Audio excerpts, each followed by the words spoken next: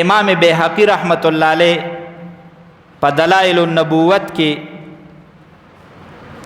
او دغه شان علامه ابن حجر عسقلانی رحمت الله علیه فتح الباری کې دا نقطه لیکلې ده او ډیره بهترینه نقطه ده.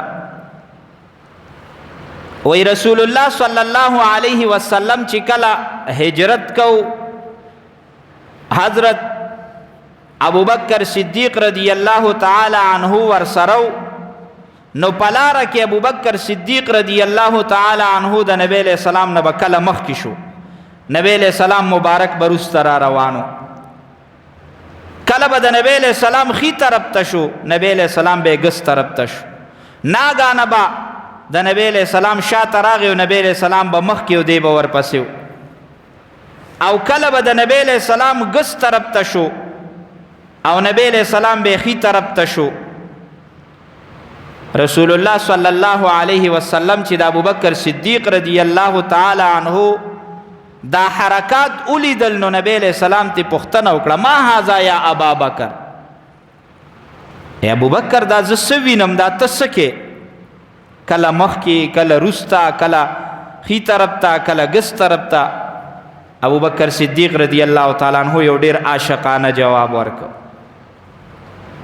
ابوبکر صدیق رضی الله تعالی عنہ عرض کوي د الله پیغمبره ویل زه چې تا سره روان یم نو یریږم چې اسې نه په نبی علیہ السلام باندې کافران حمله وکړي. هغې خو د نبی علیہ السلام په تلاش کې ګرځېدل که نه، د نبی علیہ السلام د سر انعامات مقرر کړي. نو زه په دې یریږم چې اسې نه دا کافران تا ته نقصان ورسوي. نو کله میړه کې راشي چې اسې نه په نبی علیہ السلام د مخامخ طرف نه کافران حمله وکړي نو زه زر مخکې شم ستا مخې ته روان شم چې که حمله کیږي نو چې په ما وشي او نبی علیہ السلام بچ او چې مخکې روان یم نو بیا مې سوچ راشي چې اسې نه د روسته طرف نه کافران راشي او په نبی علیہ السلام باندې حمله وکړي نو وی زر زر را روسته شم او ستا شاته روان یم چې که په نبی علیہ السلام څوک حمله کوي چې نبی علیہ السلام ته نقصان ونه رسی که غزار کیږي چې اول غزار په ما باندې وشي. وی بیا سوچ کوم چې اسې نه د ښي طرفه پې غزار وشي، بیا سوچ کوم اسې نه د ګس طرفه پې غزار وشي. نو یې په دې دی کې د الله پیغمبره په دې لاره چې زه تا نه مخکې رسته کېږم نو دا وجه ده.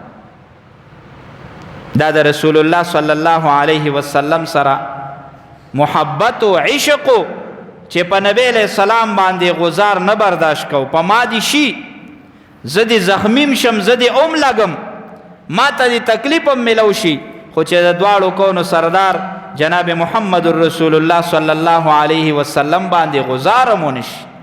دا محبت و دا عشق.